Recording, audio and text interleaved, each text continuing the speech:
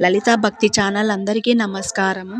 జనవరి 2026 ఆదివారము 25వ తేదీ రథసప్తమి జయంతి వచ్చింది. చంద్రుడు మూక నక్షత్రంలో సంచరించడం వల్ల వచ్చిన మాసమే మాఘమాసం.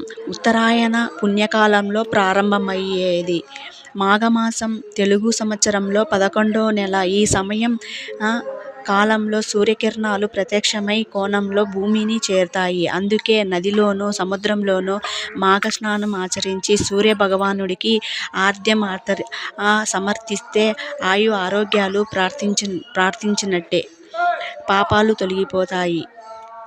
మాఘమాసంలో వచ్చే శుద్ధ సప్తమినే రథసప్తమిగా పిలుస్తాము. నేడు ప్రత్యక్ష నారాయణుడు 7 గుర్రాల రథాన్ని అధిరోహించి ఉత్తర దిశగా ప్రయాణిస్తాడు.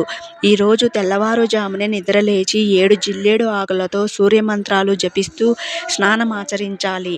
ఎరుపు రంగు పూలతో, ఆవు నెయ్యి దీపాలతో కాల సాక్షిని ఆరాధిస్తారు కూడా. ఈ స్వామి ఎదురుగానే ఆవు పిడకలపై ఆవు పాలతో పరమాన్నం వండి చిక్కుడు ఆకులపై నైవేద్యాన్ని నివేదిస్తాము. రథసప్తమి నాడు సూర్యభగవానుడికి పూజిస్తే శత్రు రుణ రోగ బాధలను తొలగిపోతాయని నమ్మకం. రెండిటికి తర్వాత భీష్మ పితామహుడు పాండవులకు విష్ణు సహస్రనామాన్ని మహోపదేశం చేసి మాఘశుద్ధ ఏకాదశి వస్తుంది. దీన్నే భీష్మ ఏకాదశిగాను పిలుస్తాము. ఈ రోజున విష్ణు సహస్రనామాలను పఠించడంతో పాటు ఉపవాసం చేయాలి. అదేవిధంగా మాఘ పౌర్ణమికి ఎంతో ప్రాధాన్యం ఉంది.